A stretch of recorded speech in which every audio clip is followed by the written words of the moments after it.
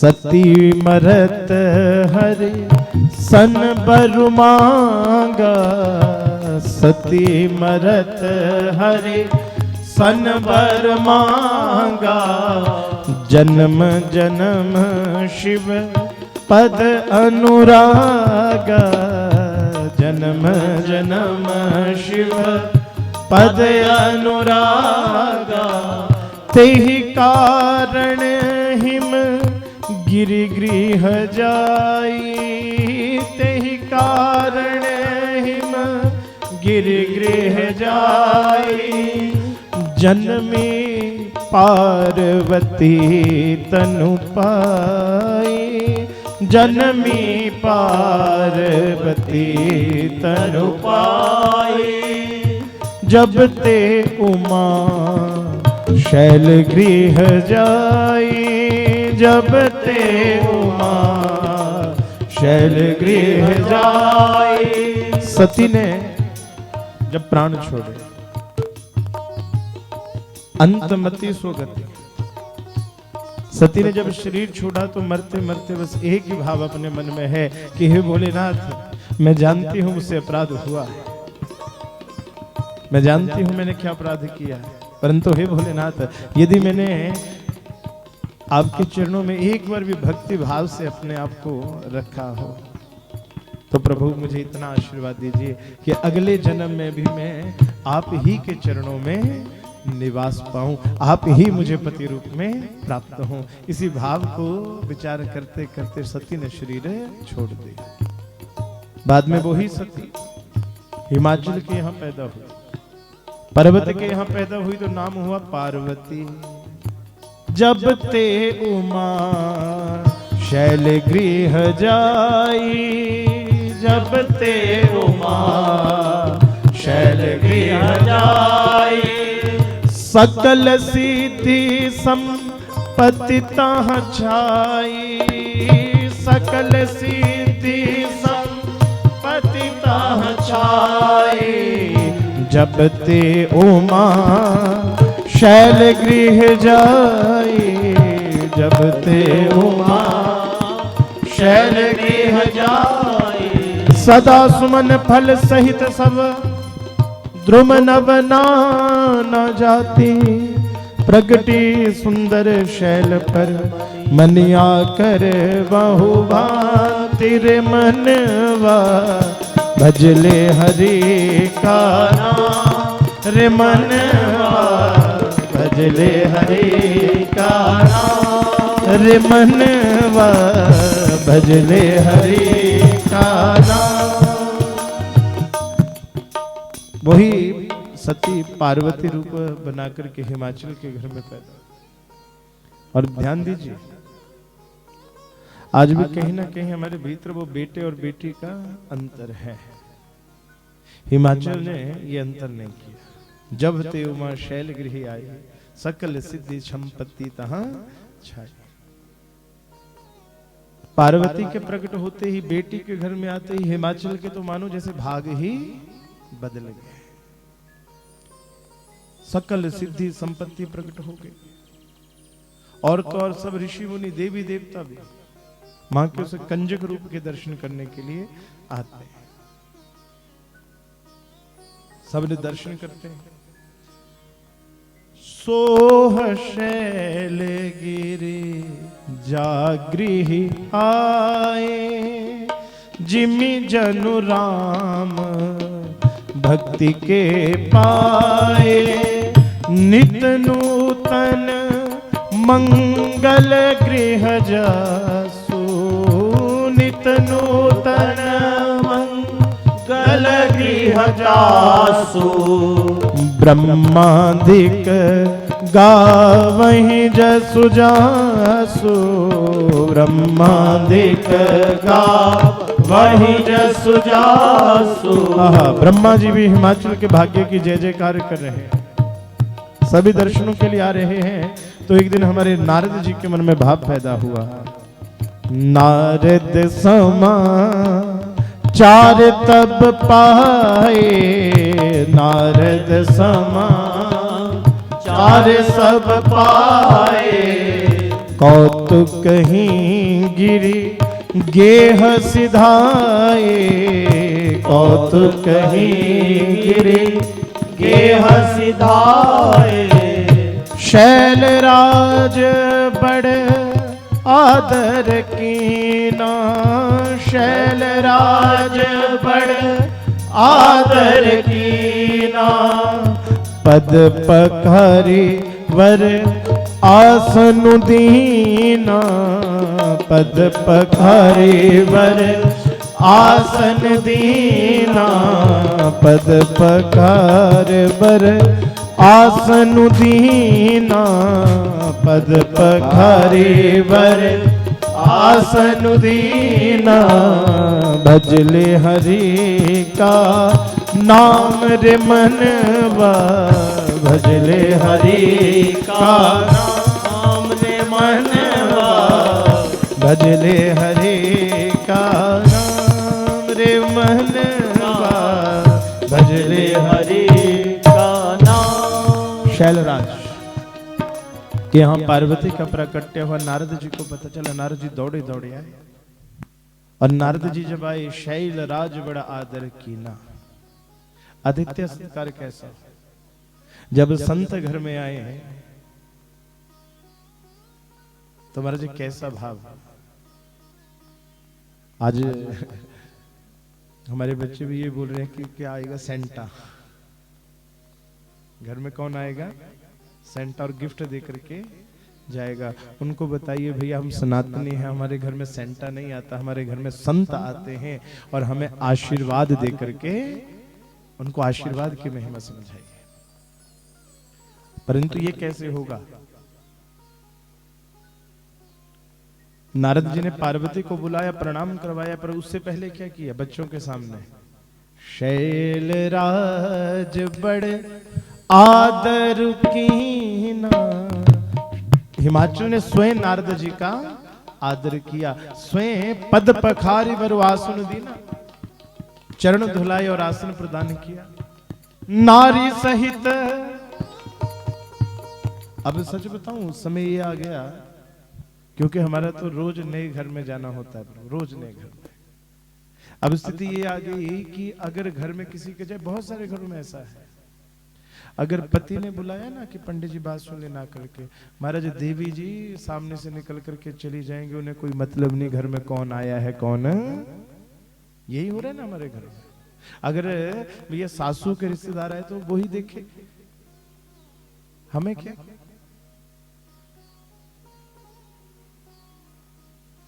ये विधान नहीं है। विधान क्या है, जब कोई आए, शैलराज ने खुद ही स्वागत नहीं किया। नारी सहित मुनिपद शिरुनावा, चरण सलील सब भवन सिंचावा। चरण सलील सब भवनु सिंचावा। महाराज अपनी पत्नी को बुलाया कि देवी, ब्रह्मा जी आए हैं, नारद जी आए हैं, महाराज चरण, सबने माथा टेका। चरण सलिल सब भवनु सिंचावा। और नारद जी के चरण धुलाने से जो चरणामृत निकला है, हिमाचल ने आज्ञा की, इस चरणामृत को पूरे घर में छिड़क दीजिए। सब भवनु सिंचावा, सारे भवन में छिड़क दी। और बार बार हिमाचल अपने भाग्य की जय जयकार करने लगे। निज सौभाग्य बहुगिरि वरना, सुता बोली मेली मुनि चरणा। सुता बोली मेली मुनि चरणा। अपनी बेटी को लेकर के आए और नारद जी के सामने बेटी को रख दिया। त्रिकालज्ञ सर्वज्ञ तुम, गति सर्वत्र तुम्हारी। कहूं सुता के दोष गुण, मुनिवर हृदय विचारी। हे नारद जी, आप त्रिकालज्ञ हो, तीनों कालों को जानने वाले हो, भूतकाल, वर्तमान और भविष्य। आप तीनों कालों को जानने वाले हो। हमारी बेटी के आप भाग्य को देखिए और इसके जो गुण दोष हैं वो सब हमें बताइए। और जैसे नारद जी ने सुना, आहा, नारद जी जय जयकार करने लगे। कहा मुनि बेहसी, नारद जी हंसने लगे। कहा मुनि बेहसी गूढ़ मृदु बाणी, सुता तुम्हारी सकल गुण खानी, सुता तुम्हारी सकल गुण खानी, सुंदर सहज सुशील सयानी, सुंदर सहज सुशील सयानी, नाम उमा अंबिका भवानी, नाम उमा अंबिका भवानी। तुम्हारी बेटी सब गुणों से संपन्न होगी, सुंदर सहज सुशील सयानी, बुद्धिमान होगी, सब लक्षण संपन्न कुमारी, होई संत पियाही प्यारी, होई संत पियाही प्यारी, होवे संतत पियाही प्यारी, सदा अचल एही कर अहि बाता, एही तेजसु पे हहि पितु माता, एही तेजसु पे हहि पति माता। इसका सौभाग्य अटल रहेगा, अटल सौभाग्य इसका होगा, अखंड सौभाग्य को ये प्राप्त करेगी। और शैलराज, मैं आज ही बता देता हूं, तुम्हारी बेटी इतनी सौभाग्यशाली होगी कि ये बेटी तुम्हारे नाम से नहीं पहचानी जाएगी, अपितु तुम इस बेटी के नाम से पहचाने जाओगे। और भैया एक पिता के लिए इससे बड़ा कुछ नहीं हो सकता। बेटा अगर पिता के नाम से पहचाना जाए अच्छी बात है, परंतु जिस दिन पिता का अभिमान किस दिन होता है, पिता का अभिमान उसी दिन होता है जिस दिन उसके बेटे के नाम से उसको पहचाना जाए। इसलिए तो कहते हैं कि माँ बेटे को कहां बिठाती है? गोदी में। और पिता कहां बिठाता है? कंधे के ऊपर। माँ कहां बिठाती है? पिता कहां बिठाता है? माँ चाहती है कि बेटा बस मेरे पास रहे, माँ चाहती है बेटा सिर्फ मेरे पास रहे। पिता ये चाहता है कि जहां मैं भी ना देख पाऊं वहां मेरा संतान देखे, जहां मैं भी ना पहुंच पाऊं वहां मेरी संतान पहुंचे। हर पिता का ये भाव रहता है, मेरा बेटा आज भूखा ना रहे। मां का प्रयत्न क्या रहता है कि मेरा बेटा आज भूखा ना रहे, पर पिता ये सोचता है कि बेटा तो कल कहीं भूखा ना रहे। पिता का ये प्रयत्न होता है। नारद जी के वचन सुनकर के हिमाचल और मीनाती प्रसन्न हो गए। अब नारद जी का थोड़ा मुंह बिगड़ा, चेहरे के भाव थोड़े बिगड़े। कन्ना महाराज, मैंने आपको इसके गुण तो बता दिए। शैल सुलक्षण सुता तुम्हारी, सुनहु जे अब गुण दऊ चारे, सुनहु जे अब गुण दुई चारे। अगुण अमान मातु पितु हीना, अगुण अमान मातु पितु हीना। उदासीन सब संशयहीना, उदासीन सब संशय छीना। उदासीन सब संशय छीना, उदासीन सब संशय छीना। हमारा बेटे के लक्षण ही लक्षण है, परंतु एक रेखा थोड़ी सी टेढ़ी है। तो हमारा जिसका फल कहिए, का फल को ज्यादा खराब नहीं, पर अगुण अमान मातु पितु हीना, उदासीन सब संशय हीना। इसका जो पति होगा वो गुण से रहित होगा, मान मर्यादा की कोई चिंता नहीं होगी, उसके माता पिता का कोई पता नहीं होगा, परिवार का कोई पता नहीं होगा, अशुभ भेष को धारण करने वाला होगा, घर बार का कोई विशेष भाव नहीं होगा।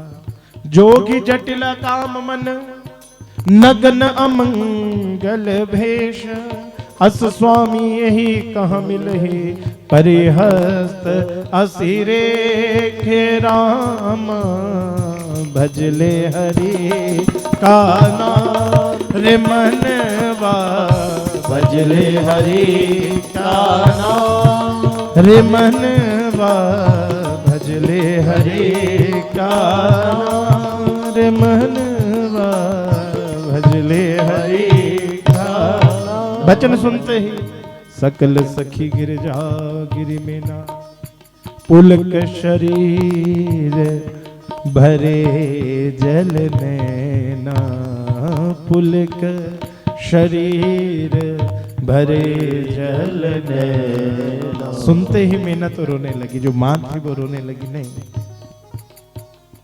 महाराज कुछ तो करिए, मेरी बेटी का भाग्य अगर ऐसा हुआ। नहीं, पर्वतराज समझाने लगी, देवी अगर नारद जी ने कहा है तो समझो, उसको कोई बदल नहीं सकता। महाराज कुछ भी तो कहेंगे, कोई तो कोई कारण बताइए, कोई ना कोई उपाय हो, कोई जप हो, कोई तप हो, कोई पाठ हो, कोई अनुष्ठान हो, कोई मंत्र हो, कोई तंत्र हो, कुछ ना कुछ तो बताइए। कहा मुनीश हिमवंत सुनो, जो विधि लिखा लिलार, देव धनुज नर नाग मुनि, कोई न मेटन हार। विधि के जो अंक हैं उनको कोई नहीं बदल सकता। अरे भैया, अनहोनी कभी होती नहीं और होनी कभी टलती नहीं। जो होगा वो होकर के रहे। कमर जो कुछ तो करे। तदपि एक में कहूं उपाय, तदपि एक में कहूं उपाय, होई करे जो देहु सहाय, होई कहे जो देहु सहाय।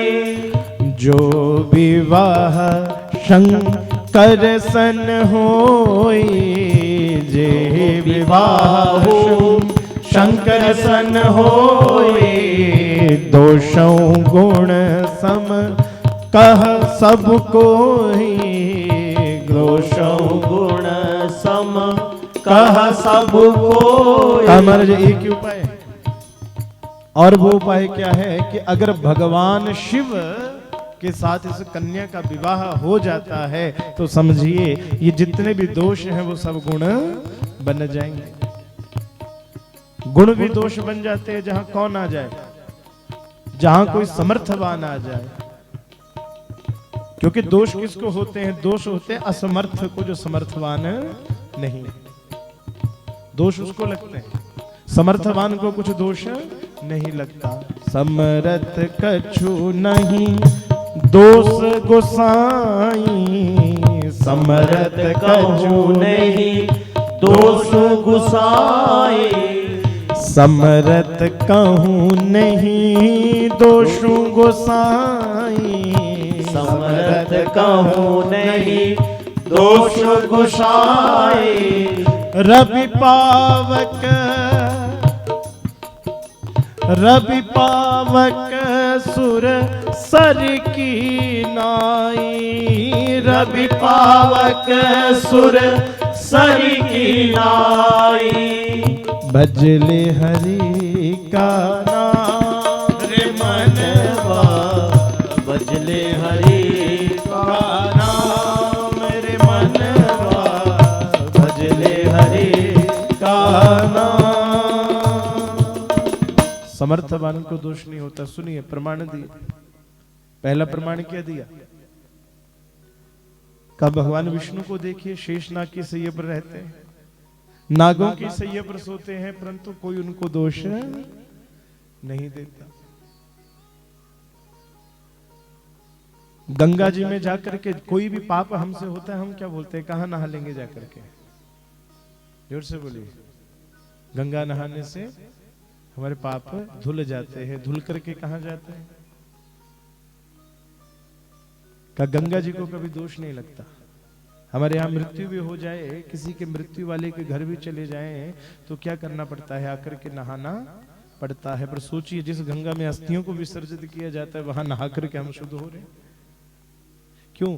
गंगा जी को कभी दोष नहीं लगता, समर्थ है। रवि सूर्य को कभी दोष नहीं लगता। अब दिन की रोशनी में कोई भैया चोरी चिकारी कुछ भी गलत काम करे तो क्या सूर्य को दोष लगेगा? नहीं लगेगा। अग्नि को कभी दोष नहीं लगता। जंगलों में अगर आग लगती है, कितने जीव भी जलते हैं, पेड़ पौधे भी नष्ट होते हैं। दोष इंसान को ही जाएगा भैया जिसने आग। अग्नि को कभी कोई दोष नहीं देता है। इसलिए समर्थवान को दोष नहीं होता। और नारद जी हिमाचल को यही समझा रहे हैं कि अरे सबसे समर्थवान है भगवान शिव, और शिव की अर्धांगिनी अगर ये बनेगी तब जाकर के इसका कल्याण होएगा। परंतु ध्यान दे, शंभु सहज समर्थ भगवाना, एहि विवाह सब विधि कल्याण, एहि विवाह सब विधि कल्याण। जो तप करे कुमारी तुम्हारी, जो तप करे कुमारी तुम्हारी, भावई मेटी सकहि त्रिपुरारी, भावई मोटी सकहि त्रिपुरारी, भावहि मेटी सकहि त्रिपुरारी, भावई मेटी सकहि त्रिपुरारी। कि अगर हमारे भाग्य को कोई बदल सकता है तो वो है भगवान शिव। शिव के अतिरिक्त तो कोई दूसरा नहीं। भावई मेट सके त्रिपुरारी, पर जो तप करें कुम्हारी तुम्हारी। पर भैया तुम्हारी बेटी को तप करना पड़ेगा। नारद जी ने कोई ऐसा नहीं किया कि मैं ये करूंगा, मैं वो करूंगा और उपाय हो जाएगा, तुम्हारी बेटी का ग्रह टल जाएगा, ठीक हो। नहीं, देखिए, अगर आपको जीवन में कुछ प्राप्त करना है तो साधना तो आपको ही करनी पड़ेगी। दूसरे की भी साधना से आपका कल्याण नहीं होगा। अगर भक्ति को, हाँ, जो भौतिक सुख है उनकी प्राप्ति के लिए आप कुछ कर सकते हैं, करवा सकते हैं, परंतु जो आध्यात्मिक भाव है और मुख्यतः भगवत भाव की प्राप्ति करना, समझिए इस बात को। जीवन में कुछ प्राप्त करना हो तो साधना आपको ही करनी पड़ेगी, तपना आपको ही पड़ेगा। नारद जी ने कह दिया सब कुछ होगा, परंतु कैसे? जो तप करें कुमारी तुम्हारी, तुम्हारी बेटी को ही तप करना पड़ेगा। अब धीरे धीरे स्थितियां क्या आ गई, माता जी आते हैं कुंडली लेकर के, और पंडित जी अगर ये भी कह दे कि पिपड़ा पानी पाई दे करा, पंडित 30 जून लगना टाइम करनी से करदा नहीं एडा जे औ ही पाई दवा। याद रखिए, पुत्र को अधिकार है वो माता पिता के निमित्त कर सकता है, माता पिता को अधिकार नहीं। पुत्र कर सकता है माता पिता के निमित्त। नारद जी ने समझाया, और नारद जी तो वहां से चले गए। गिरजहि दीन आशीष, संपूर्ण परिवार को आशीष दे करके नारद जी वहां से चले गए। परंतु मेना ने अब क्या किया, हिमाचल से बात करना प्रारंभ किया कि महाराज नारद जी को सब कुछ बता करके गए,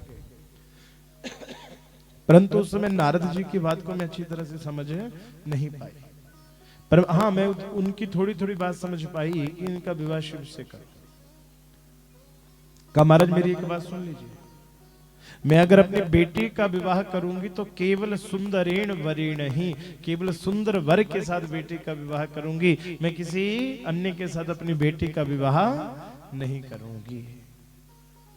नत कन्या वर रहु कुआरी, वर ढूंढूंगा तो अच्छा ढूंढूंगी, नहीं तो नतवर कन्या रहु कुआरी, कंत उमा मम प्राण पियारी, कंत उमा मम प्राण पियारी, जो नाम मिलही वर गिरजहि जोगु, गिरिजड़ कहज कहीं सब लोग, गिरिजड़ सहज कहीं सब लोग, मजले हरि का नाम रे मनवा, बजले हरि का नाम। पत्नी ने कह दिया, मीना ने कह दिया,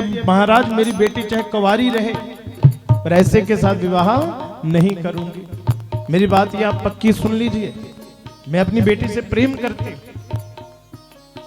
हिमाचल भी कहने लगे, अरे देवी यदि तुम प्रेम करती हो,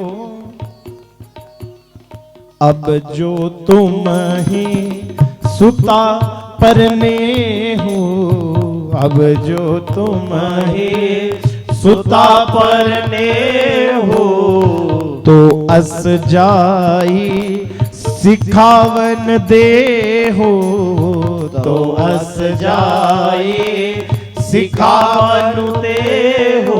अगर बच्चे से प्यार है, मीना ने कह दिया कि अगर आपको प्रेम है पार्वती से, तो आप अपनी बेटी को जाकर के उचित शिक्षा दीजिए।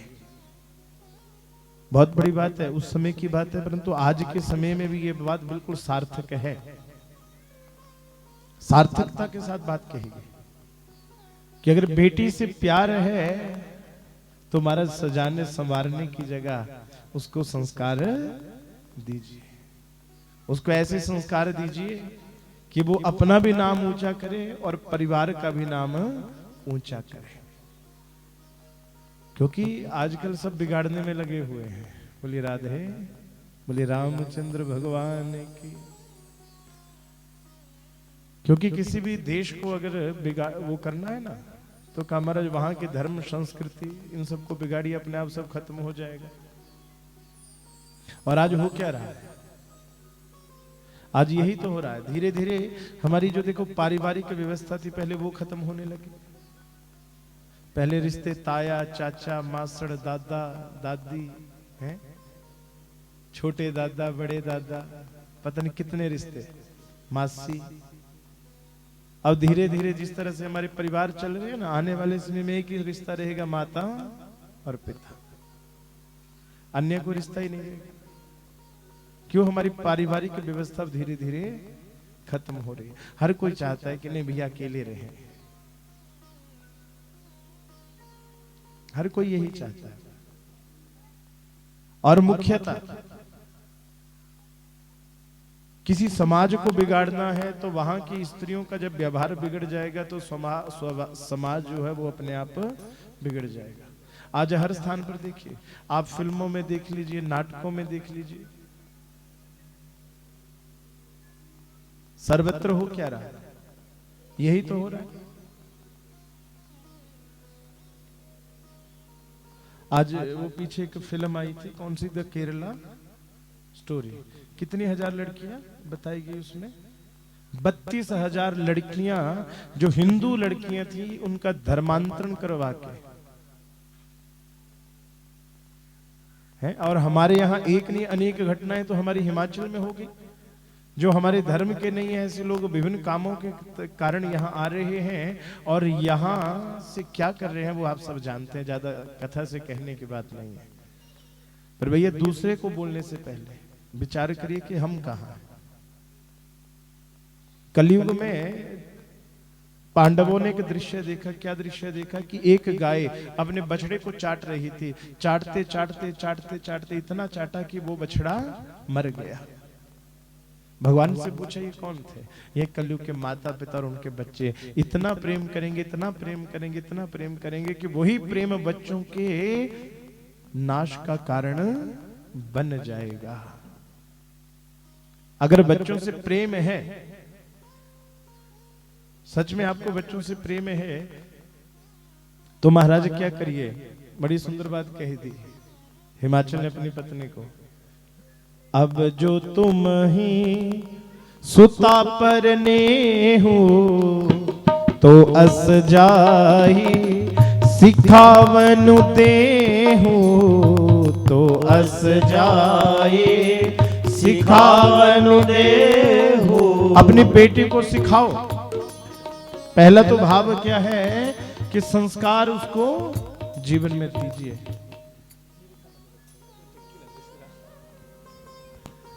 पहला तो भाव क्या है, उनको संस्कार दीजिए, और दूसरा शिक्षा दीजिए। आजकल बड़ी विकट परिस्थितियां आ रही हैं। आपने बेटी को बड़े नाजों से पाला, बड़े प्रेम से। बेटी का पालन पोषण जो होता है ना प्रभु, बड़े निस्वार्थ भाव से होता है। बेटों को पालने के पीछे फिर भी एक लालच रहता है कि कल को बड़े होंगे तो कमाएंगे, है हमारा सहारा बनेंगे। पर जिनके घर में बेटियां भैया इस भाव से बेटी को पालते, निस्वार्थ भाव। पर ना जाने, भगवान ना करे, मैं मंदिर में बैठ करके इस बात को कह रहा हूं क्योंकि ये चीजें हो रही हैं। ना जाने हमारी बेटी कल को किसके पल्ले बंध जाए भैया, आगे वाला वो कैसा हो कैसा ना हो। अगर बेटी की शिक्षा हुई होगी, बेटी को सुयोग्य बनाया होगा, बेटी को अपने पैरों पर खड़ा किया होगा महाराज, तो वो अपने निर्णय लेने में समर्थ होगी। उसको किसी के आगे देखने की जरूरत नहीं पड़ेगी। और ये आज की बात नहीं है, ये आज की बात नहीं कह रहा हूं। रामचरितमानस में गोस्वामी जी ने ये बात लिखी। सबसे जरूरी है हमारा बेटियों की शिक्षा। क्यों? एक घर नहीं सुधरेगा, कितने सुधरेंगे? जोर से बोलिए। 2 घर सुधरेंगे। एक घर में कभी विवाह हो गया तो जो बहू आई बड़ी धार्मिक थी। अब जैसे ही देखा तो घर में सासू माँ ससुर जी रहते हैं, पति देव है, तो कोई धर्म कर्म करना ही नहीं, ना कोई दान, ना कोई पुण्य, ना कोई सत्कर्म, कुछ नहीं करते। समझ गए, ये परिवार ही ऐसा है। धीरे धीरे धीरे धीरे क्या किया, पति को थोड़ा धर्म के मार्ग पर चलाया, पति को धर्म के मार्ग पर चलाया। जब पति धर्म के मार्ग पर चलने लगा, कथा भागवत में जाने लगा, तो 2-4 बार वो अपनी माता को भी साथ में ले गया। अब माता जी जब कथा कीर्तन में जाने लगी, सत्संग में जाने लगी, थे भी बड़े कंजूस, तो वहां पंडित जी ने बताया कि भैया अगर कोई पैसे वाली पूजा नहीं कर सकते तो बड़ा आसान है, घर में तुलसी का वृक्ष लगाइए और तुलसी को ही जल डालते रहिए। क्यों? जहां तुलसी होती है सायंकाल वहां पर भगवान लक्ष्मी नारायण आकर के वास करते हैं। इसलिए जिसके घर में तुलसी हो सायंकाल जरूर तुलसी के आगे दीपक जलाना चाहिए। कोई और पूजा नहीं, पति को सुन लिया कि भैया कुछ और पूजा ना, तो पीपल को ही जल डालते रहो। शिव मंदिर में ही आओ, जल डालते रहो, लोटा भी मंदिर का, पानी भी, शिवलिंग भी, बस वहीं से लोटा उठाओ, वहीं से पानी भरो और वहीं चढ़ा दो। अब धीरे धीरे पति भी धर्म कर्म करने लगा, जो सास थी वो भी तुलसी पूजा इत्यादि कर्म करने लगी। ससुर जात हुआ भी वैसा ही। एक दिन उनके घर में साधु आए, एक दिन उनके घर में साधु आए तो साधु महात्मा ने पूछा कि देवी ये बताओ तुम्हारी उम्र कितनी है? कमरज मेरी उम्र है 20 वर्ष। कितने वर्ष? सासू माँ सोचे, ससुर जी सोचे कि अरे हमें जो कुंडली दी है उसके अनुसार तो उसकी उम्र 30 वर्ष है, बता कितनी रही है? 20 वर्ष। सोचा कोई बात नहीं, स्त्रियों को उम्र छुपाने की आदत रहती है, बतानी भी नहीं चाहिए और पूछनी भी नहीं चाहिए कि स्त्री से उम्र और पुरुष से कमाई। क्यों? बड़ा सुंदर कारण दिया इसके पीछे संतों ने। कारण ये दिया कि स्त्री का जो जीवन आयु होती है वो अपने लिए थोड़ी बीतती है, वो किसके लिए बीतती है? परिवार के लिए बीत जाती है। और पुरुष की जो कमाई होती है वो उसके अपने लिए नहीं होती, वो किसके लिए होती है? तो ये दोनों ही नहीं पूछने चाहिए। अब उसने उम्र बताई 20 वर्ष। कहा तुम्हारे पति की आयु? अब पति की आयु कहा महाराज 1 वर्ष। कितनी? 1 वर्ष। अच्छा। का सासू की उम्र? का सासू की उम्र है 6 महीने। कितनी? सासू की उम्र है 6 महीने। अच्छा। और ससुर जी बैठे हैं, इनकी उम्र? कमर ये तो अभी पैदा ही नहीं हुए, ये तो अभी पैदा ही नहीं हुए। इतनी चर्चा चल रही थी कि सासू पीछे से हैं कैसी बकवास कर रही है यहां बैठ करके। कहा माता जी समझिए, मैं जब 10 वर्ष की थी तभी से मुझे सत्संग करने की आदत पड़ी और उस दिन से ही मैंने भगवान का भजन पूजा करना प्रारंभ कर दी। तो 20 वर्ष मुझे भजन करते हुए हो गए। तो आयु वही है जो भगवान के नाम के संग बीते, वही आयु है। बाकी तो जीवन बेकार गया। तो मेरी आयु है 20 वर्ष। ये जो तुम्हारा पुत्र है, मेरा पति है, बड़ी मुश्किल से 1 वर्ष पहले से भजन करने लगा, तो इसकी आयु कितनी हुई? 1 वर्ष। और माता जी आप तो 2 महीने पहले ही शुरू हुई, इसकी आयु है आपकी 2 महीने। और पिताजी ने तो अभी प्रारंभ भी नहीं किया, इसलिए अभी तो वो पैदा ही नहीं हुए। आयु वही है जो भगवान के संग में बीते जाए, जो भजन के भाव में बीते जाए, आयु बहुत वही है। क्योंकि बाकी आयु नहीं मानते शास्त्र।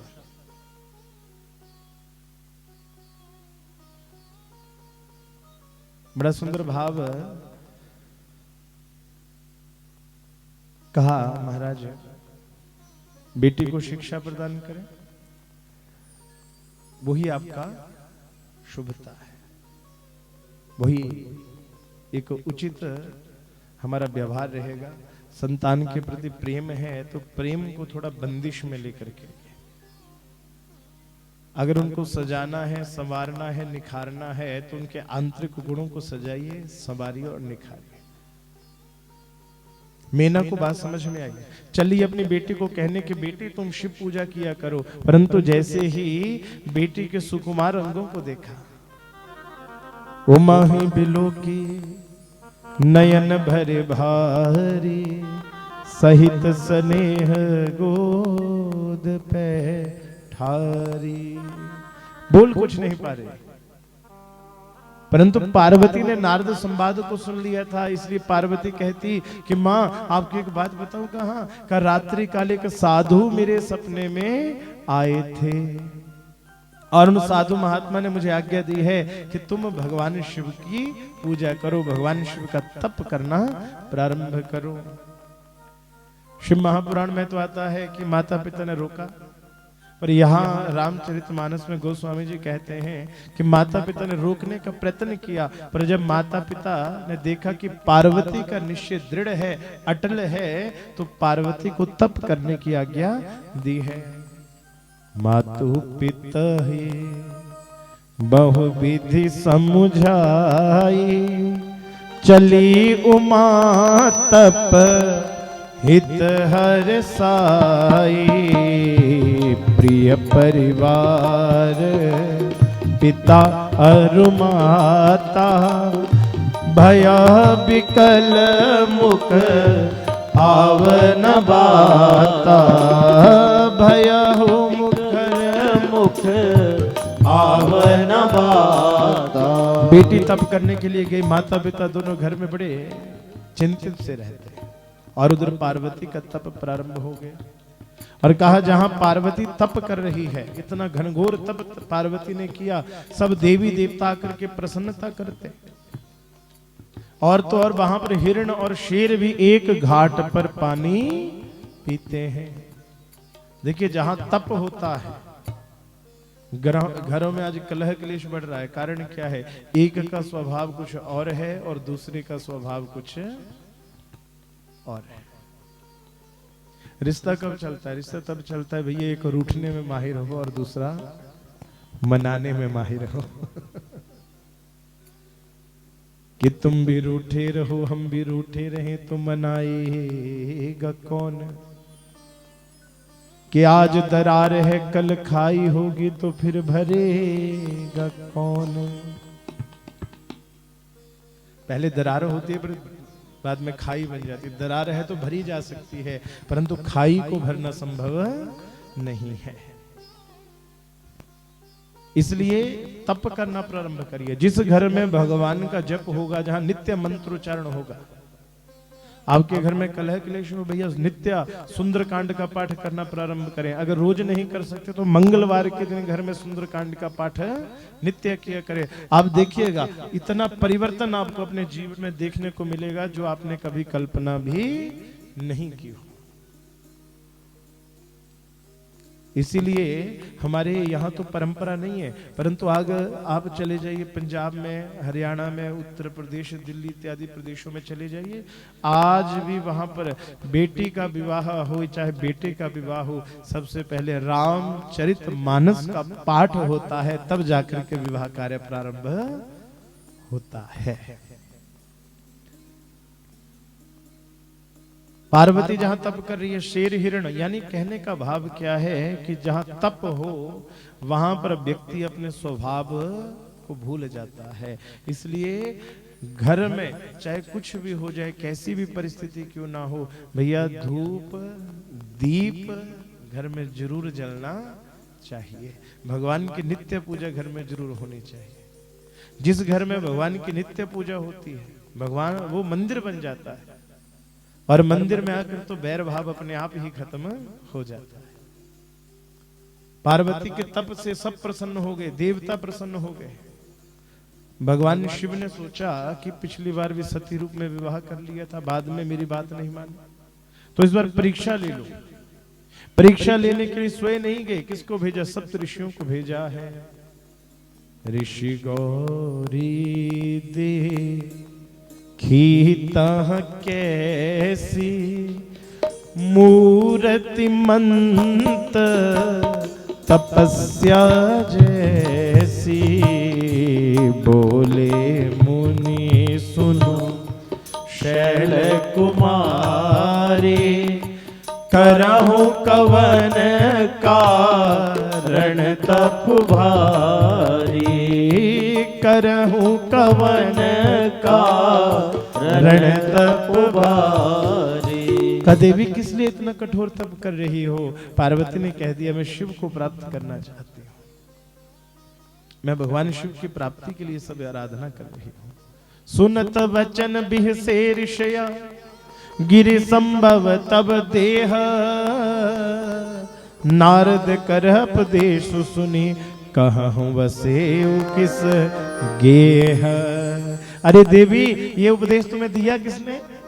नारद जी ने। सुन करके सप्तऋषि जोर जोर से ठहाके लगा करके हंसने लगे। करे देवी ये बता, नारद कर उपदेश सुनी, कहूं वसे किस गेहू।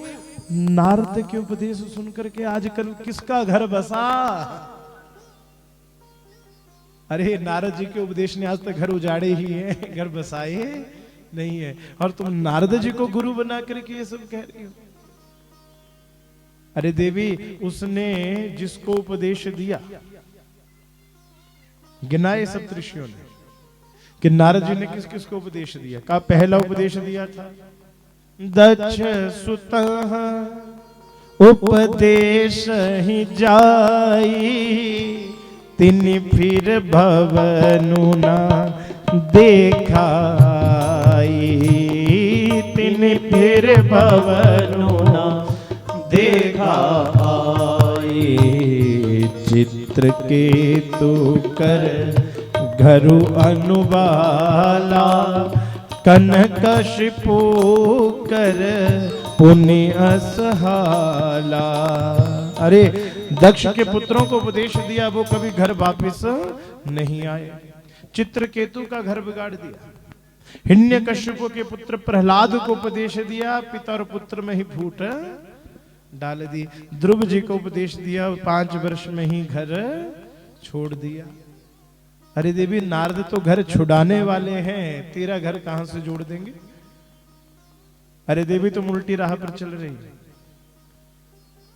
अगर तुम कहो तो हम तुम्हारा विवाह भगवान विष्णु जी से करवा देते हैं। अरे तुम महादेव से विवाह करोगे जो अमंगल वेशधारी, यानी भगवान शिव की खूब निंदा की। परंतु जैसे शिव निंदा पार्वती ने सुनी, कहा महाराज आप शिव तत्व को जानते ही नहीं हो। बोलिए हर हर हर हर महादेव। क्योंकि शिव तत्व के विषय में हमारा सभी अनविज्ञ बने रहते हैं। अनविज्ञ तो एक ही बात देखिए, आज देखिए शिवलिंग जो हमारे घरों में रहते थे, पंचदेव पूजा शिव के बिना नहीं होती। हर सनातनी को अपने घर में पंचदेव पूजा जरूर करनी चाहिए। पंचदेव कौन कौन है? गणपति, विष्णु, सूर्या, गणपति, विष्णु, सूर्या, शिव और मां दुर्गा, ये पंचदेव। इन पांचों देवों की स्थापना अपनी गृहस्थी में होती है। हमने क्या किया? भगवान शिव जी की पिंडी को घर से बाहर निकाल दिया। और किसने कहा? जी पंडिते दस्या। पर ये पंडितों का शास्त्र नहीं है, ये देवीय शास्त्र है? ये महिला शास्त्र है। एक से सुनी दूसरे ने कोई रहस्य नहीं जाना कि बातों के पीछे मतलब क्या है, करते गए। और कारण क्या कहा गया? कोई कहता है कि स्त्रियां स्पर्श ना करें। कारण क्या कहा गया भैया? कारण कुछ और नहीं है। कारण ये है कि हम सब ने क्या समझा कि जो शिवलिंग है ये भगवान शिव का अंग है, जनन अंग। अभी तो बार बार हर वर्ष में हम कथा में समझाते हैं कि शिवलिंग जो है ये जननंग मात्र नहीं है, ये भगवान शिव का एक निराकार स्वरूप है। भगवान शिव पहले एक अग्नि स्तंभ के रूप में प्रकट हुए थे, उसी का स्वरूप है शिवलिंग, ये शिव की पिंडी। इसलिए हर घर में शिवलिंग की स्थापना हो। बोलिए हर हर। शिव महत्व को पार्वती ने प्रदर्शित किया। सप्तऋषि भी जय जयकार करते हुए चले गए। भगवान शिव को कहा प्रभु आप बेफिक्र होकर के विवाह करिए, पार्वती पूर्ण रूप से आपको ही वर रूप में चाहती है। परंतु फिर भी भगवान शिव ने स्वीकार नहीं किया। पार्वती तप करती रही। उधर देवता डरने लगे। देवता क्यों डर रहे? देवता चाहते हैं कि पार्वती की तपस्या जल्दी सफल हो, भगवान शिव विवाह करें। कारण कुछ और नहीं था, तारकासुर नाम का एक राक्षस था, उसको वरदान प्राप्त था कि शिव वीर्या संभूतो हो। भगवान शिव के बल से जब कोई पुत्र उत्पन्न होगा वही पुत्र जो है इस तारकासुर का वध कर सकेगा। तारकासुर के भय से सारा देव समुदाय परेशान। इसलिए सब प्रार्थना कर रहे हैं कि भगवान शिव की समाधि टूटे, भगवान शिव विवाह करें। जब कोई और उपाय नहीं देखा तो क्या किया? कामदेव को ही बुला लिया। सुरन कही निज विपत्ति सब, सुनि मन कीन विचार। शंभु विरोध न कुशल मोहि, विहसी कहे ओ असमार। कामदेव को कहा, कामदेव कहता रे मूर्ख समझा है, भगवान शिव से साथ बैर करना में मेरी कोई भलाई नहीं है, मेरा कल्याण नहीं होगा। मैं जानता हूं मेरा नाश हो जाएगा। परंतु बड़ी सुंदर बात कामदेव ने कही, तद्यपि करब में काजू तुम्हारा, श्रुति कह परम धर्म उपकारा। तद्यपि करब काजू तुम्हारा, श्रुति का परम धर्म उपकारा। परहित लागी तजे जो देहि, परहित लागी तजे जो देहि। संतत संत प्रशंसहिते ही, संतत संत प्रशंसहिते ही। कामदेव कहते मैं तुम्हारा काम जरूर करूंगा। कारण कुछ और नहीं है। मैं जानता हूं कि आप भी ये कार्य किस लिए कर रहे हो, ताकि तारकासुर का नाश हो। और जहां पर भैया धर्म और अधर्म की स्थिति आ जाए, युद्ध में, वाद विवाद में, जहां धर्म और अधर्म की स्थिति हो, वहां ये मत देखिए कि अपना कौन है और पराया कौन है। वहां ये देखिए कि धर्म किस तरफ है और अधर्म किस तरफ है। अब यहां तो दोनों तरफ धर्म दिख रहा है। किसी की समाधि को तोड़ना भी सही नहीं है। कामदेव कहता है नहीं, मैं जानता हूं कि मेरा नाश होगा, पर मेरे नाश से शिव विवाह संपन्न होगा और मेरे नाश से ही तारकासुर जैसे उस महाअधर्मी का वध होगा, इसलिए मैं करूंगा। कामदेव चला और कामदेव ने कैलाश के ऊपर जाकर के अपनी माया को रच दिया।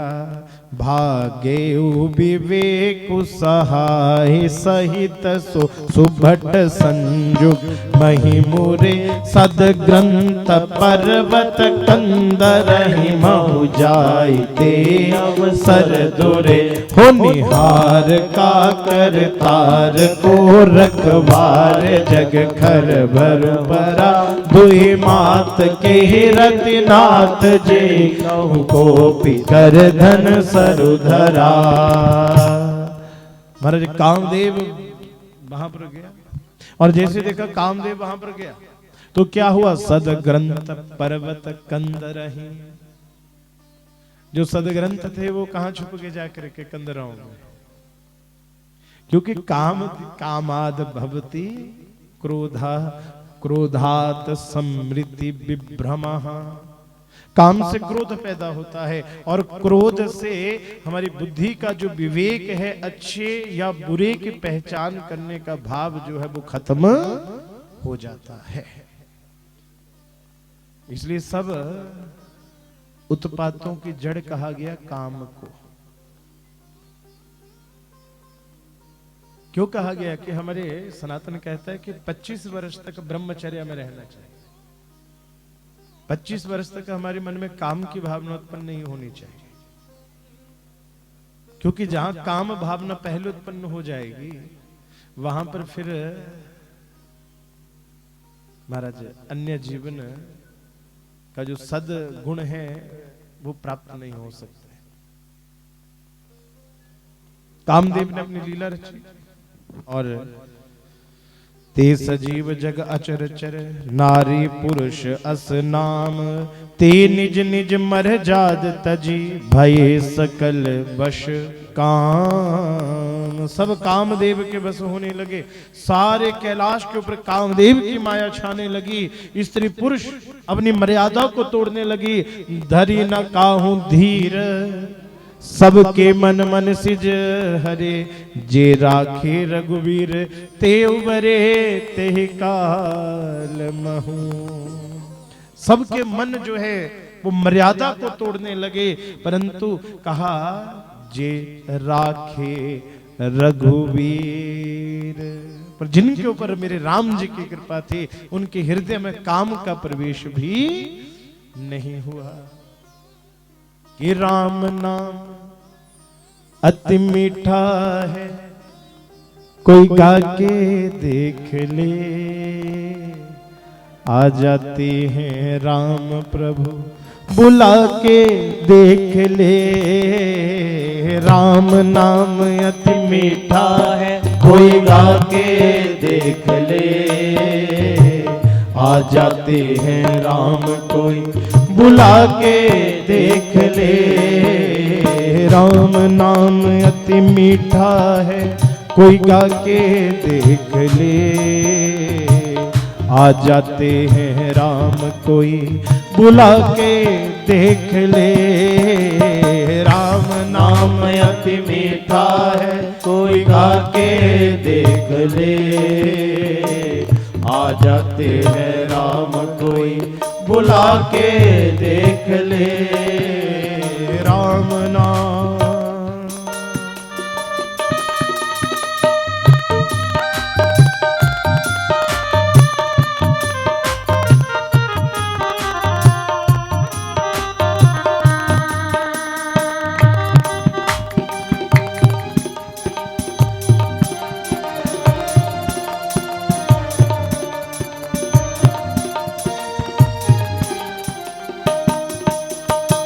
जिस घर में अंधकार वहाँ मेहमान कहाँ से आए। जिस घर में अंधकार वहाँ मेहमान कहाँ से आए।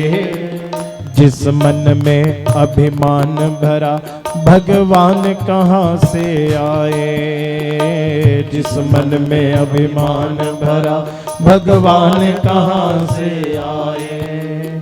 अपने मन में मन मंदिर में, अपने मन के मंदिर में जगा के देख ले। आ जाते हैं राम प्रभु बुला के देख ले। राम नाम अति मीठा है कोई गा के देख ले। आ जाते हैं राम कोई बुला के देख ले। राम नाम अति मीठा है कोई गा के देख ले। आ जाते हैं राम कोई बुला के देख ले। राम नाम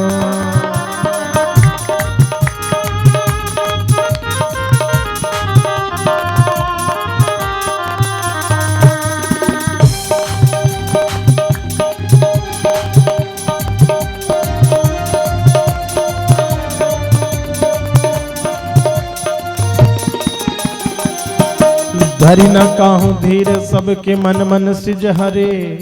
जे राखे रघुवीर तेवरे तहि काल महू।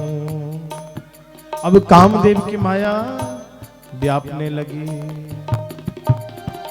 और कामदेव की माया कैसी है, आहा। का बन की सुंदरता कहते से नहीं बनती। जिसे देखे मेरे मनों में भी कामदेव जाग उठा। शीतल शीतल मंद मंद सुगंध चलने लगी। सरोवरों में अनेक प्रकार के कमल खिल गए। सुंदर भंवरों के झुंड गुंजार करने लगे। सुंदर हंस कोयल और तोते रसीली बोली बोलने लगे। अप्सराएं गा गा करके नाचने लगी। जा गई मनोभव मोह मन बन सुभगता ना पर कही। शीतल सुगंध सुमंद मारुत मदन अनल सखा कही। बिकसे सरहि बहु कंज गुंजत पुंज मंजुल मधुकरा। कल हंस पिक सुख सर सरब गान नाचहि अपचरा। सकल कला करे कोटि विधि हारे उसे न समेत। चली ना अचिल समाधि शिव को पय हृदय निकेत। कामदेव ने खूब प्रयत्न किया, भगवान शिव के ऊपर कामदेव की माया नहीं चली। भगवान शिव की समाधि नहीं टूटी। अंत में उसने भगवान शिव के ऊपर ही बाण छोड़ दिया। छाड़ी विषम विषिक उर लागे। छूटी समाधि शंभु तब जागे। भगवान शिव के नेत्र खुले। भगवान शिव को लगा ये मेरा मन में इतना क्षोभ क्यों उत्पन्न हुआ। और उसी समय भगवान शिव की नजर पड़ी आम के पत्तों के बीच में, भंवरों के बीच में कामदेव को छुपे हुए बैठे देखा। सौरभ पल्लव मदन बिलोका भय कंपु कंपई त्रिलोका। तब शिव तीसर नयन उघारा चितवत काम भये जरी छारा। भगवान शिव क्रोधित हुए और उसी समय तीसरा नेत्र भगवान का संघार नेत्र खुला। तेज अग्नि निकली और कामदेव वहीं पर भस्म हो गया। हाहाकार भये जगहारी। डर पे सुर भय असुर सुखारी। समझौ काम सुख सोचहि भोगी। भय कंटक साधु जोगी। अब महाराज जो भोगी लोग थे, जिन्हें भोग चाहिए थे, सब रोने लगे कि कामदेव खत्म। और जो योगी लोग थे वो प्रसन्न हो गए कि अब चिंता ही नहीं रही, अब तो बस भगवान का भजन करेंगे। क्योंकि भजन से हमें दूर कौन करता है। काम, क्रोध, लोभ, मद, अहंकार, यही तो हमें भजन से दूर करते हैं।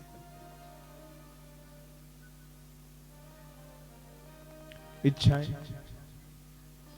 परंतु जैसे कामदेव का नाश हुआ, गोस्वामी जी दर्शन करा रहे हैं कि कामदेव का नाश होते ही क्या भाव रहा। जोगी अकंटक भय, जोगी अकंटक हो गए, रति को पता चला मूर्छित हो गई। जोगी अकंटक भयपति गति सुनत रति मूर्छित भय, रोदति बदति बहु भांति करुणा करित शंकर पहि गए, अति प्रेम कर बिनती विविध विधि जोरि कर सन्मुख रही, प्रभु आशुतोष कृपाल शिव अबला निरखी बोले सही। रति अब दौड़ी रोते रोते भगवान शिव के पास गई, प्रभु मेरे पति का कोई अपराध नहीं है। भगवान शिव है कौन? क्षणे रुष्टा क्षणे तुष्टा, एक क्षण में रूठते हैं तो दूसरे ही क्षण मान भी जाते हैं। का दुर्जन और सज्जन क्रोध सबको आता है, रूठना सबको आता है, रूठते सब है। अंतर क्या है? जो दुष्ट व्यक्ति होगा अपने क्रोध को, बुरी बात को हमेशा दिल में दबाए रखेगा और उसकी जो शत्रुता होती है वो सदियों सदियों तक चलती रहती है। और बुद्धिमान व्यक्ति कौन है? बुद्धिमान व्यक्ति ये है कि अगर किसी ने कोई बुरी बात कह भी दी है, कोई गलत भी हुआ है, तो महाराज उसको दिल के ऊपर ना रखे, समय अनुसार भूलना। भगवान शिव ऐसे क्षण तुष्टा क्षण रुष्टा, एक क्षण में रूठे तो दूसरे क्षण मान भी जाए। भगवान शिव ने आशीर्वाद दिया रति को कि तुम्हारे पति तो भस्म हो चुके हैं, पर तुम इनकी राख को लेकर के जाओ और अब से ये अनंग रूप में रहेंगे, बिना अंग के रहेंगे। और द्वापर में जब भगवान श्री कृष्ण का जन्म होगा तो उन्हीं के पुत्र बन करके प्रद्युम्न के रूप में इनका पुनः प्राकट्य हो जाएगा। कामदेव अनंग रूप से अब रहे, कामदेव को भस्म कर दिया। देवताओं समझ गए कि अब भी हमारा भगवान शिव विवाह के लिए राजी नहीं हुए। ब्रह्मा जी के पास गए, कहा ब्रह्मा जी आप ही कोई उपाय बताओ। ब्रह्मा जी ने कहा भैया एक ही उपाय है, क्या चलो शिव के पास, भगवान शिव की शरण में चलो। भगवान शिव को मनाते हैं, अगर मानते हैं बोले हर हर हर हर। अब सब चले कैलाश के ऊपर। अब जैसे कैलाश के ऊपर पहुंचे देखा भगवान शिव बैठे हुए हैं, कोई आगे जाने की हिम्मत ना करे कि अब आगे जाए तो जाए कौन। अब सब देखने लगे किसकी तरफ? नारद जी की तरफ। सबने कहा कि नारद जी कामदेव भी सामने दिखे थे तो भगवान शिव ने क्रोध में है कि कामदेव को भी भस्म कर दिया था, ऐसा ना हो हम भी जाएं और हमारा भी वही हाल हो, इसलिए सबसे पहले नारद जी आज कैलाश के ऊपर जा रहे हैं, कैसे डरते डरते कैलाश पर पहुंचे। भगवान शिव को देखा, भगवान शिव बड़े सौम्य स्वभाव में बैठे, तो इशारा किया, सारे देव देवता पहुंचे। भगवान शिव को बारी बारी सबने प्रणाम किया। अब बोलने की हिम्मत कोई ना करे तो ब्रह्मा जी ने क्या किया, अब ब्रह्मा जी बात कहने लगे। पर देखिए ब्रह्मा जी ने सीधा सीधा नहीं कहा कि प्रभु विवाह कर लीजिए, बात को थोड़ा घुमा फिरा करके कहा, है ना। होता है कई बात, कोई बात अगर सीधी आप किसी को कह दो ना तो केवल सुनने वाले को भी बुरा लग जाता है। बात को कहने का भी तरीका होना चाहिए, कोई बात कैसे रखी जाए, कैसे कही जाए। वो कथा सुनिए ना, एक के घर में आए थे मेहमान, एक के घर में आगे मेहमान जाने का ना ले नाम।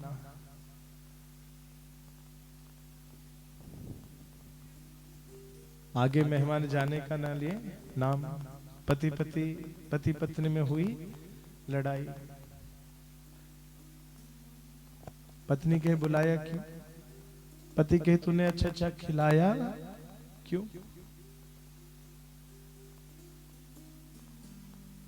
अगर बढ़िया नहीं खिलाती तो अब तक चले जाते। ये मेहमान और जुकाम, कमर जब तक लांगन ना मिले तब तक पीछा नहीं छोड़े। क्या करें? पति ने कहा कि उपाय है क्या?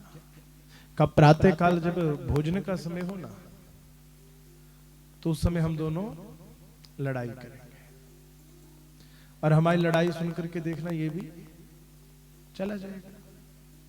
अब हुआ वही प्रातः काल, भैया भोजन का समय, और पति पत्नी में लड़ाई शुरू।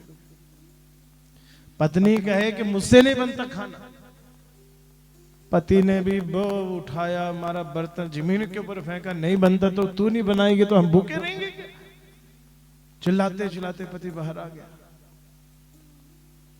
पत्नी जोर जोर से रोने लग पड़ी। पत्नी रोने लग पड़ी, पति और जोर जोर से चिल्लाए। तभी मेहमान बाहर आया, उसने देखा कि आज मिजाज थोड़े गर्म है। कहा ठीक है ज्योति प्रभु, फिर मैं चलता हूं, मैं चलता हूं। अब जैसे मेहमान चला गया, दरवाजा हो गया बंद। पति के दौड़ा दौड़ा पत्नी के पास, अरे मूर्ख रो क्यों रही है? मैंने कौन सा तुझे सच में डांटा था? मैंने तो झूठ मूठ ही डांटा था। पत्नी कहे तो मैं कौन सा सच में रो रही हूँ, मैं भी तो झूठ मूठ में रो रही हूँ। तब तक दरवाजा भी खुल गया कि भैया मैं कौन सा सच में चला गया मैं भी झूठ मूठ का ही गई। तो कई बार घुमा फिरा करके बात कहना सीधी भी पड़ जाती है, कई बार उल्टी भी पड़ जाती है। ब्रह्मा जी सीधी सीधी बात ना कहें। ब्रह्मा जी क्या कहें कि हे भोलेनाथ जी, संसार में राक्षस भी उत्पन्न हुए हैं, और कुछ ऐसे राक्षस होंगे जो ब्रह्मा जी विष्णु के हाथों मारे जाएंगे, कुछ ऐसे होंगे उनको मैं मारूंगा, कुछ ऐसे होंगे जिनको आप मारेंगे, और कुछ ऐसे होंगे जिनको आपका पुत्र मारेगा। भगवान शिव कहते कोई नहीं, अच्छी बात, फिर भी नहीं समझे। ब्रह्मा जी ने कहा देखो महाराज, देवता भी चाहते हैं कि बहुत दिन हो गए और हमारे यहाँ कोई उत्सव नहीं हुआ, तो कोई उत्सव होना चाहिए। भगवान शिव कहते ठीक है, करिए उत्सव जो आपको करना। अब जब बात घुमा फिरा करके काम नहीं चला, तो अब ब्रह्मा जी ने दोनों हाथ जोड़ करके ही प्रार्थना कर दी। कहा प्रभु हमारी एक ही प्रार्थना है कि आप अब विवाह कर लीजिए। बोलिए हर हर हर हर। यह उत्सव देखई भरी लोचन, सोई कछु करहूं मदन मद मोचन। काम जारी रतु कहूं वरु दीना, कृपा सिंधु यह अति भलहीना। सासति करि पुनि करहि पसाऊ, नाथ प्रभु कह सज सुभाऊ। पार्वती तपु कीन अपारा, करहु तासु अब अंगीकारा। कहाँ हमारे न सुनहु तब नारद के उपदेश, अब वह झूठ तुम्हारपन जारियो काम महेश। भगवान शिव से प्रार्थना की प्रभु आप विवाह कर लीजिए। भगवान शिव तो पहले इनकार करते हैं, परंतु फिर भी कहा परोपकार के लिए मैं विवाह करूंगा। और भगवान शिव उसी समय पार्वती जहां तप कर रही थी वहां पर पहुंचे। पार्वती ने भगवान से यही वरदान मांगा, पतिर भवमेशानम, प्रभु आप मेरे घर आइए, बारात लेकर के मुझे पत्नी के रूप में स्वीकार कीजिए। भगवान शिव ने तथास्तु कह दिया। पार्वती कहने लगी प्रभु विवाह में तो आप आना, पर इस बार विवाह की पूर्ण विधि को आपको निभाना पड़ेगा। और पहली विधि विवाह की क्या है कि सबसे पहले मेरे घर आइए और मेरे माता पिता से मेरा हाथ मांगिए। भगवान शिव कहते देवी देखो पत्नी बना लूंगा सब कुछ, पर ये मांगने वाला काम मुझसे नहीं होता। देही में इति वचनात् लघुर भवेत, दीजिए इतना कहने मात्र से आदमी छोटा हो जाता है, इसलिए हम मांगेंगे नहीं। का प्रभु मांगना तो पड़ेगा, रीत तो निभानी पड़ेगी। भगवान शिव अंतर ध्यान हो गए। पार्वती घर पहुंची और महाराज हिमाचल में खूब उत्सव मनाए, और उसी उत्सव में हमारे भगवान शिव ने भी क्या किया, पार्वती की इच्छा को भी पूरा किया। और कैसे आए भगवान शिव, एक नट बन करके आए। आहा, हर हर नट कहते हैं जो नाचने के लिए आते हैं। बड़े खुले बाल, भगवान शिव के जटाएं खुले, अजीब स्वरूप बनाया हुआ है। और भगवान शिव हिमाचल के आंगन में नाचने लगे।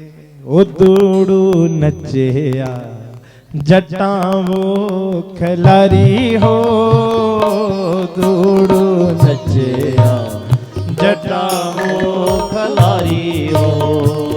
ओ नच धुड़ुआ बजे तेरे बाजे हो, नच धुड़ुआ बजे तेरे बाजे हो।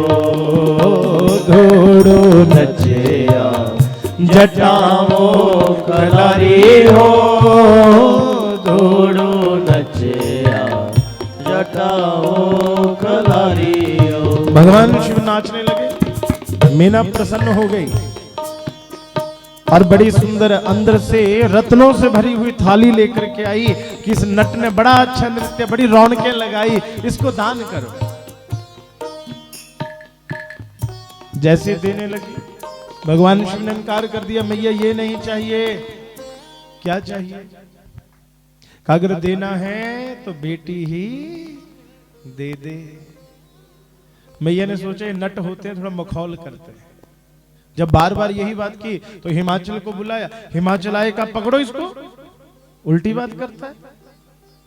अब भैया जैसे पकड़ने के लिए चले, जो जहां था वहीं पर स्तंभित हिल ही ना पाए, और भगवान शिव वहीं से अंतर ध्यान हो गए। हर हर पार्वती पहचान गई, ये मांगने वाले कोई और नहीं आए थे, स्वयं भोलेनाथ जी आए थे। हिमाचल के यहाँ तैयारियां होने लगी विवाह की। सबसे पहले विवाह कहां से प्रारंभ होता है? सबसे पहला काम क्या होता है? बोलिए जरा, पहला काम क्या होता है? न्याणे ब्याह उदय तो ना, तो पता ही होना। पहले पर क्या करते हैं? ब्याह किसे रखना आके समुद्ता अजय तो मुंडू कुड़ी मिले ये, अजय देख दिखाई हुई है ना, देख दिखाई के बाद फिर क्या बोल दे पंडित ने कुड़ी मुंडू, तो क्या करा? हृदय विचारी शंभु प्रभुताई, सादर मुनिवर लिए बुलाई। हृदय विचारी शंभु प्रभुताई, सादर मुनिवर लिया बुलाई। सुदिनु सुनख तु सघुरी सोचाई, बेग वेद विधि लगन धराई। पत्री सप्त ऋषि सोई दीनी, गही पद विनय हिमाचल कीनी। जाई विधि तिन दीन सोपाती, बाचत प्रीति न हृदय समाती। लगन बाची अज सब ही सुनाई, हर से मुनि सब सुर समुदाई। लगे संवारन सकल सुर, वाहन विविध विमान। होई सगुन मंगल सुभद, करहीं अपक्षरा गान। सियावर राम जय जय मेरे प्रभु राम जय जय राम। सियावर राम जय जय राम, मेरे प्रभु राम जय जय राम। गर्गाचार्य जी ने लखनोत्री बनाई, लखनोत्री बनकर के तैयार हो, और मार्गशीर्ष मास में भगवान शिव का विवाह निश्चित हो गया। ये जो कहते हैं ना शिवरात्रि को शिव का विवाह हुआ, शिवरात्रि को भगवान शिव एक स्तंभ के रूप में प्रकट हुए थे। विवाह भगवान का मार्गशीर्ष मास में हुआ था, अभी जो पीछे महीना चल। भगवान शिव के विवाह का दिन निश्चित हो गया, तिथि निश्चित हो गई, लगन निश्चित हो गया, भगवान शिव को सुना दिया, विवाह का दिन आ गया। अब जैसे विवाह का दिन आया महाराज, अब व्यवस्थाएं बनने लगी। बोलिए शंकर भगवान की। आगे आगे हो जाइए सभी, और भी लोग आ रहे हैं ताकि व्यवस्था बनी रहे। हो जाइए आगे आगे।